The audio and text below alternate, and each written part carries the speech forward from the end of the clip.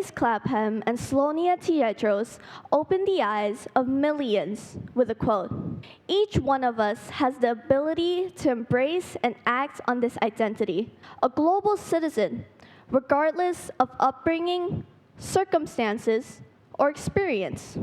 Every single day, you will experience countless institutions of change.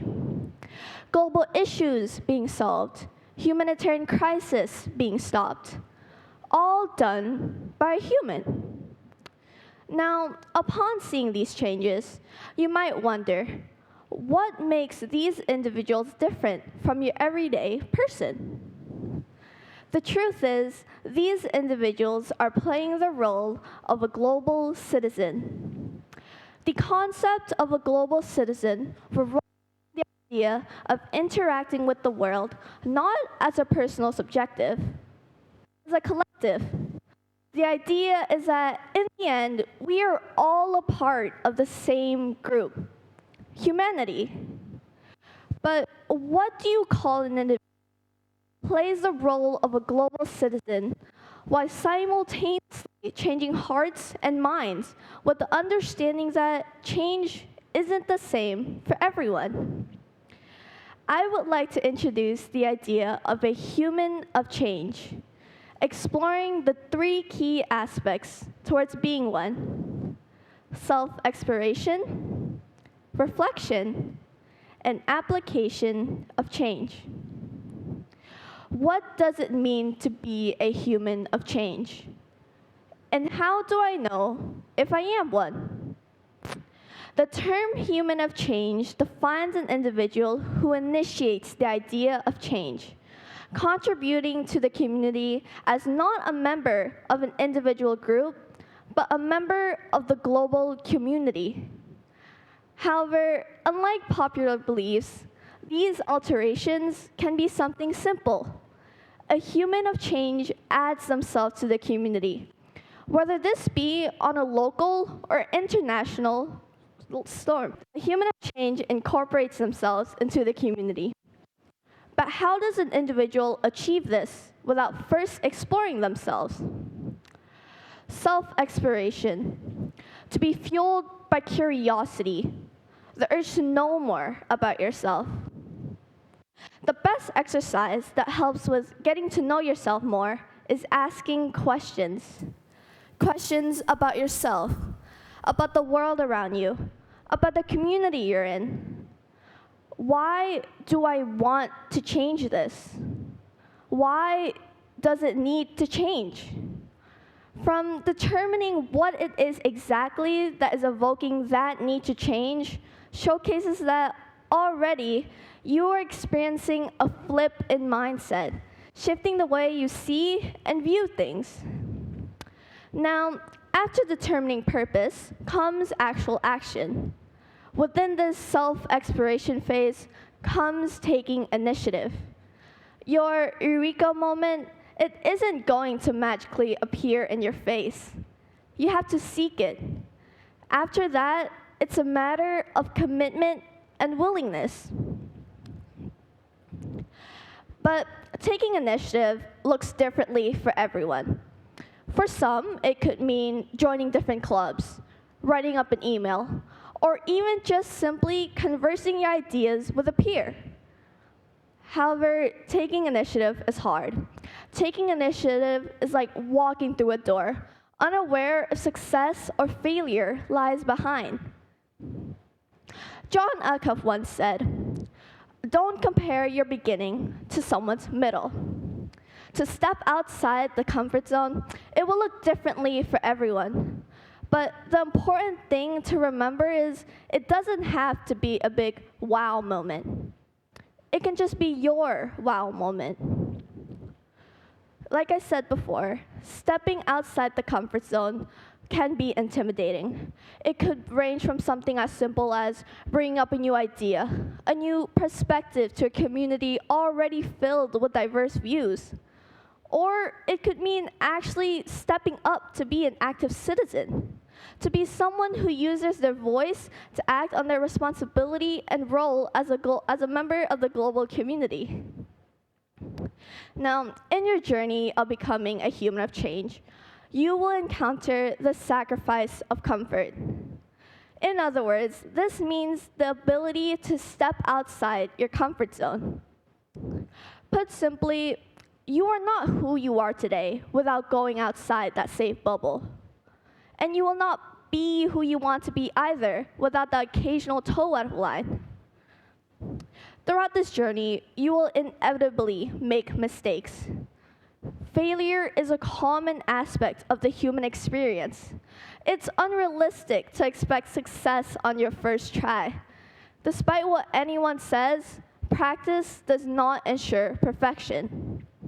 On the same note, the fear of failure is universal.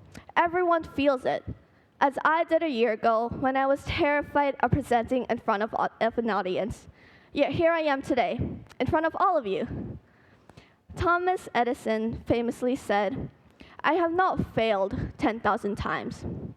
I have merely found 10,000 ways that will not work," emphasizing that mistakes are crucial lessons. While some mistakes may be simple setbacks, it's crucial to recognize that failure is a part of life. The real challenge, however, lies in how you respond after a fall. That clarity in the aftermath is what defines your determination to be a human of change. The second aspect of this mindset is reflection. To reflect is to know your strengths and weaknesses. Understanding your role in the global community is crucial. It benefits not just you, but others as well. Being aware of the different perspectives is important because not everyone thinks alike.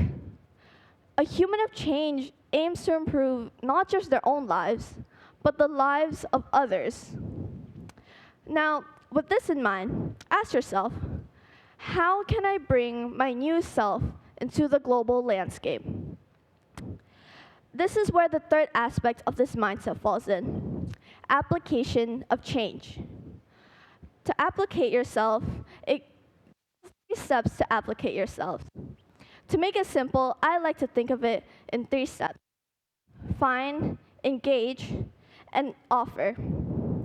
Now, don't get me wrong, applying yourself has no bounds. From self-exploration, you get a sense of purpose. This becomes your foundation of becoming a human of change. To reflect, you build a sense of awareness. Where do I stand in this society? These 2 steps, they prepare you for the last step, and the most important step of all, application. To applicate yourself is to share your ideas and experience to evoke further change, understanding, and awareness. The first step is to find your audience. Identify who needs to hear your ideas. From determining your audience, an audience that connects with their same interests, it helps amplify your message and gain further support from the global community. Consider joining clubs or advocacy groups related to your topic. Now, these steps may seem simple and unnecessary, but these small steps are what determine whether or not your passionate ideas resonate with others. The second step is to offer your ideas. Once you have found the right audience, don't hesitate to present your ideas to the community. By highlighting the significance of your concepts, you encourage people to think, even if only briefly. The third step is to engage and innovate, to use your knowledge and experience to further develop and implement your ideas. This innovation phase is crucial. It's when you turn your insights into actions and further convince the community to embrace your visions. This innovation phase, it is crucial to becoming a human of change. Now, assuming you've completed these steps, you may be wondering, is that all? Is that what these supposed human of changes have done? The answer is no. While the innovation phase is crucial to becoming a human of change, it is up to you to uphold it. This journey to becoming a human of change isn't a one-time achievement. It's a continual process of planting, nurturing, and blooming. This title is something you develop over time, a lifelong commitment to growth and engagement to the global community. As a wise woman once said, humans of change don't just change the world, they change themselves. To be a human of change isn't to just transform others, but it's to transform yourself as well. The global landscape is always shifting, new technologies and perspectives emerging daily.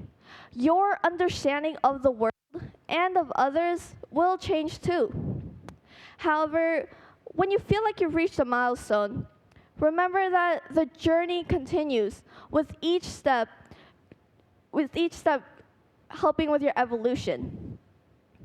Staying committed as a citizen, leader, role model, or advocate is what it means to be a human of change. Thank you for listening.